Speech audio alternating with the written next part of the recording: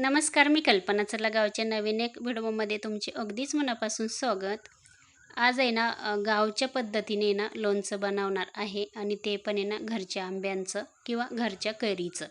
सर्वात पहिले एक भांड्यामध्ये इथे बघा जाड मीठ घेतलेलं आहे आणि गावाला लोणच्यामध्ये ना नेहमी जाड मीठ वापरता आमच्याकडे.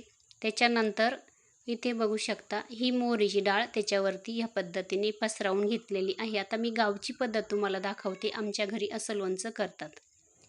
आता इथे हे बघा काळी मिरी आणि लवंग आपल्या आवडीनुसार घ्यायचं आहे आणि इथे बघू शकता ते मिक्सरच्या भांड्यात घातलेले आणि थोडीशी इथेही मेथीदाणे घातलेले आणि आबडधोबड आपल्याला बारीक करून घ्यायचं आहे.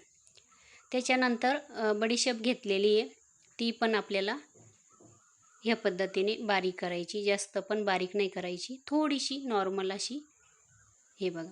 आणि त्याच्यानंतर आता इथे हे बारीक करून झाल्यानंतर आता आपल्याला याच्यानंतर इथे गूळ वगैरे घ्यायचा, लसूण वगैरे घ्यायचा. हे बघा मी लसूण पण आहे ना सोलून घेतलेलं आहे, गावरान लसूण.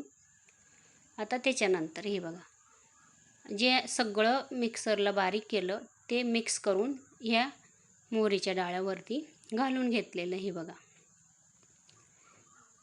ह्या पद्धतीने आपल्याला पसरवायचं. आता मी पण ह्या पद्धतीने ह्या वर्षीच असं लोणचं टाकते, नाही तर वेगळ्या पद्धतीने टाकत होती. हिंग घ्यायचं आहे, आता हिंग पावडरच मी आणलेली आहे.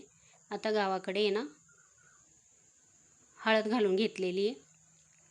गावाला जर लोणच्याचा मसाला घ्यायला गेलं ना, त्यांना सांगितलेलं लोणच्याचा मसाला द्या, तर संपूर्ण साहित्य एकत्रच देतात. ते किती किलो लोणचं आहे त्यांना सांगायचं, ते बरोबर देतात.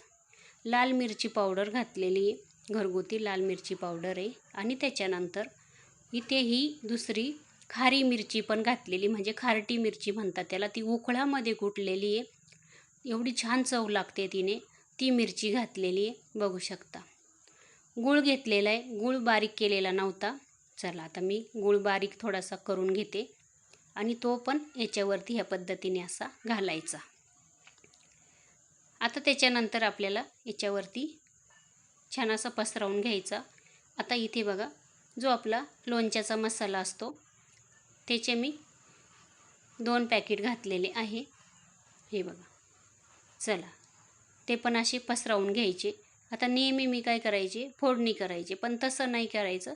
आता त्याच्यानंतर इथे बघू शकता जो गावरान लसूण सोलून ठेवलेला आहे तो शेवटवरती आला पाहिजे, कारण का कडकडीत अशी आपल्याला तेल किंवा तेलाची फोडणी याच्यावरती ओतायची. म्हणजे तेल किंवा मग हे आपला लसूण असतो ना तो एकदम छान असा म्हणजे तळल्या जातो. बघू शकता कडकडीत असं तेल मी ओतून घेतलं हे बघा.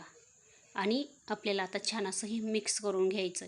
आता इथे मी सकाळीच हा खार बनवला आहे बरं का. जवळजवळ ना 3 किलो अंदाजी मी आंबे घेतलेले, म्हणजे कैरी घेतलेली आहे. संपूर्ण इथे बघा खार आहे ना थंड होऊ द्यायचं. आता मला थोडंसं तेल कमी वाटलं तरी पण मी तेल याच्यामध्ये अजून घातलं, म्हणजे 2 किलो तेल मी याला वापरलेलं असेल. मी मोजमाप काही घेतलेलं नाही आहे, अंदाजे घेतलेलं आहे. कारण का 3 किलो कैरी असतील किंवा थोडे जास्त असतील, तर मी 2 किलो तेल वापरलेलं आहे. हे बघा अजून छान अशी उकळी फुटलेली आहे आणि एकदम थंड होऊ द्यायचं. आता त्याच्यानंतर हे बघा पूर्ण थंड झालेलं आहे. मी हवेशीर ठेवलेलं आहे, गावाला खूप अशी हवा आहे संपूर्ण. हे बघा त्याच्यामध्ये आता ही कैरी बघू शकता.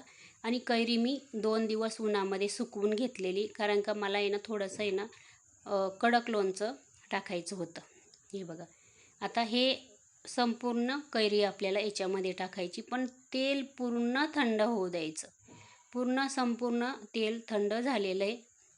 त्याच्यानंतरच आता इथे कैरी घालून घ्यायची. हे बघा या पद्धतीने गावाला लोणचं करतात. मी माझ्या जावेचं बघितलं, माझ्या जाऊबाईंना असंच लोणचं टाकलं त्यांच्यासाठी. आणि घरचेच आंबे होते माझे आणि त्यांनी पण घरच्याच आंब्याचं टाकलं लोणचं. गावठी आंबे हे. आणि ह्या पद्धतीने छान असं मिक्स करून घेतलं. आता इथे जरी तेल दिसत नसेल तरी पण आहे ना ते हळूहळू ना तेल बरोबर वरती येतं. मिक्स करून घेतलं छान. चला त्याच्यानंतर आपल्याला चिनी मातीच्या बरणीमध्ये लोणचं भरून ठेवायचं. अजिबात लोणचं खराब होत नाही. चला कशी वाटली रेसिपी? धन्यवाद.